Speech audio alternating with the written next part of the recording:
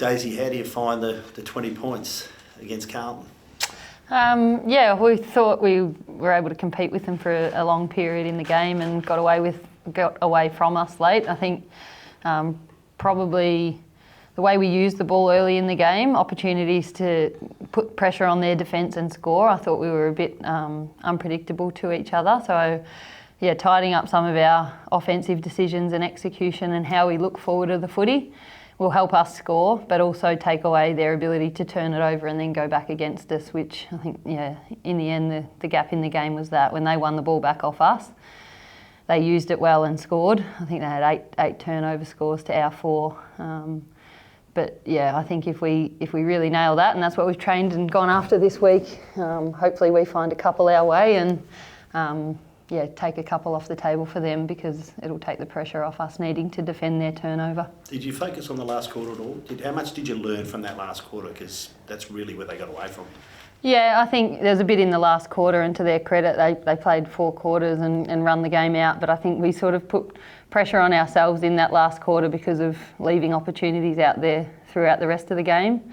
And then a couple of little circumstantial things like having Gibbo come out of the game early, but with her illness, and a few other things not work our way. A few things that we think we can address, but it's mainly our efficiency early in the game that we thought we could have done better. Our effort, our will to compete sustained the 4 quarters, but we just put too much pressure on that part of our game because we kept handing it back to them.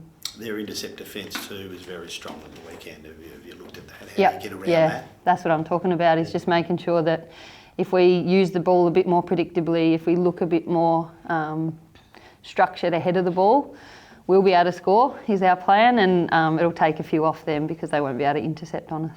McKay and Mimi Hill came back in and were obviously influential. What do you sort of take from that, and how do you kind of shut them down this weekend? Yeah, they're hard-working mids. Bella can probably speak to this as well as I can, but a bit of time into both of those players. I think they're clean around the contest. And then they're really smart at trusting each other once they're going to win it to get out. A few times we got caught out sort of inside the contest and they'd already left, and then they got involved multiple times. So just being really wary around that. Plan A is to win it first, but plan B is trust our tackle pressure to get it done and hold our layers so they can't just chain through us and get a couple of involvements. But they're both really hard-working, hard-running mids, so we'll put some time into them. How important Jess Wrench available, and also emotion around what could be Dana Hooker's last game? Yeah, I think Hooks has described that. She's relieved, like that she got to announce it, got the recognition she deserved, and we got to celebrate Hooks and her career and legacy last week. But now she gets to go out and play footy with that kind of behind her, and a real sense of what it can feel like when you think it's over. So I think she's as hungry and as ready to go as anyone. So I think she's glad to have done last week and now gets another crack. Wrenchy back is a big inclusion. She's played such important roles for us this year, and then disappointing to have her miss through her suspension last week, but she's ready to go, and she not just performs a role herself, but it enables great flexibility with some other players on the field as well. People like Swanee, when Wrench is in the side, it gives us a bit more flexibility with how we use her, so it's going to be a real positive having her back in the side. Bella, for the playing group, obviously very exciting over the weekend, but I guess we're midweek now. How have you kind of, I suppose, refocused that energy back on the task at hand? Yeah, it was a big weekend. It was a very big emotional roller coaster, but I think for us the good thing is that we were in the 8 pretty much the whole season, so we were pretty consistent. It wasn't really a chance that we are in the position that we were, and I think the great thing that the coaching and the staff have done this year is we've just stayed process driven, so it's been pretty easy to refocus, and it's probably a lot easier when you're playing the same oppo that you played 7 days ago. So there was obviously a lot of learnings that we took, and the girls were extremely just hungry to get after it. So that refocus came pretty easily, because there were definitely lots of things that we left out there that we wanted to get after this week, and we definitely did that today. It was probably one of the best training sessions we've had for a while. So yeah, everyone's really committed and hungry and ready to go. It felt almost like finals the last couple of weeks. Yeah, 100%. And that's, to Dais's credit, that's kind of the message that we've been going after. Geelong was pretty much a final, and that was great. We got the result there. And then same with Sydney and Carlton. They were both kind of finals-like games that we were looking at. So yes, we're in kind of the real situation now, but we've been playing with that mindset the past couple of weeks. So, and the great thing about our group is just everyone is so competitive and so hungry. So there's no fear around what that looks like. We're really just trying to embrace it. How much do you ask Daisy about? Daisy's obviously been there and gone all the way, and this is obviously a young group. How much did you sort of ask about that, what to expect in finals? Yeah, Charlie and Daisy had a good conversation about it and how it feels. And what did you say, Daisy? Well, yeah, I think Bella touched on it, is if you set the season up right, you sort of don't have to change a lot when you get to this point. Is I think the thing that finals teams do well is they understand what they look like at their best and don't stray too far from that. Win or loss, if you move away from the core of your game, you can find yourself sort of chasing things that don't make a big difference. And I think that's a really important thing come finals, is we got here for a reason. So be really clear about what that reason is, and double down on that. So I think that's the biggest thing that we've sort of spoken about this week, is what are we good at and how do we make sure that we train and bring that on Saturday. And then what are the couple of lessons that we take out of the loss? And again, that's something we've done all year, win or loss.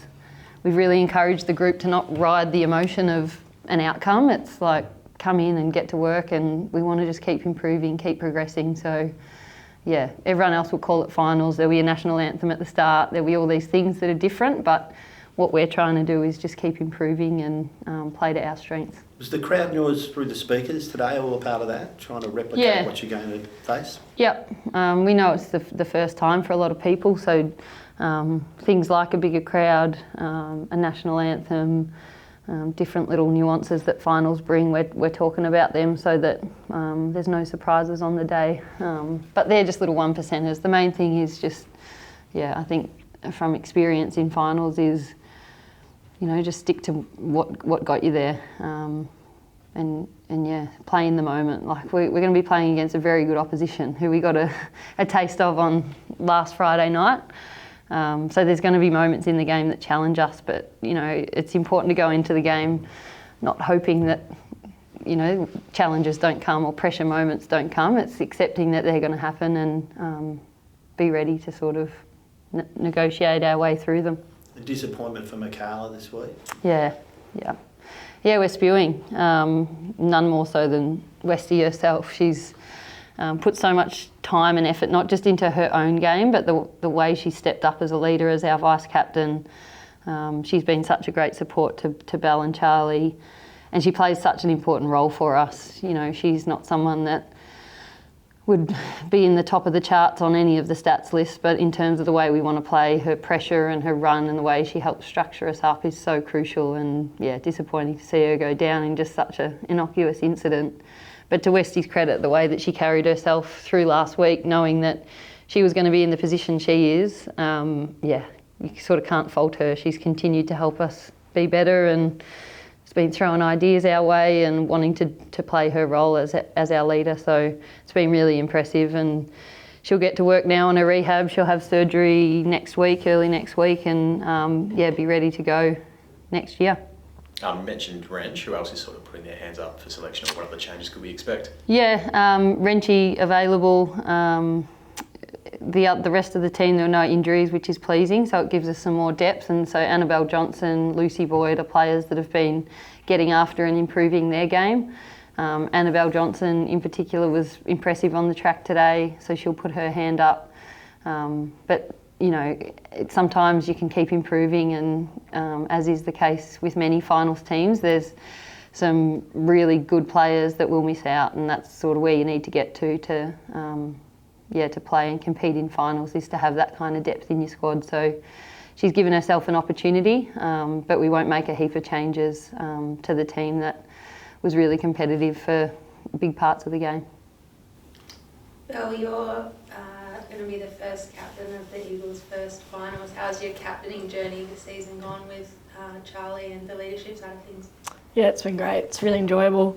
Probably haven't had much of a time to reflect on, captaining into a finals, because it does feel the same. And I think what Charlie and I have been good at this year is just sticking to the process every week and not trying to change our leadership too much. So it's been really great with the help of Harrow and Days and our leadership group that we've had. Is we do get to have weekly check-ins and reflections with each other, and a big thing this week was what are we going after with our roles, which then I guess in turn reflects into our leadership. And again, for us, that's just not changing what we're doing. We're here for a reason, and I think if I reflect going to finals, like a big part of this probably for Charlie and I is like we get to take this group into finals, but it's girls like Swanee, I think of in particular, who's done 5 years of being the captain and unfortunately not being able to lead us into a finals, and we kind of get to do that for her and with her. So girls like her and even the just OG girls from the first year, some of those girls. So yeah, there's a lot of pride in it, and we haven't done a whole lot of reflecting yet because we just want to go out there and play and get the job done as far as we can go. But yeah, it's pretty surreal. Speaking of OG girls, Belinda Smith is playing her 75th game this week, first finals as well. What does B mean to the group, and how good is that to fall on a milestone like that for her?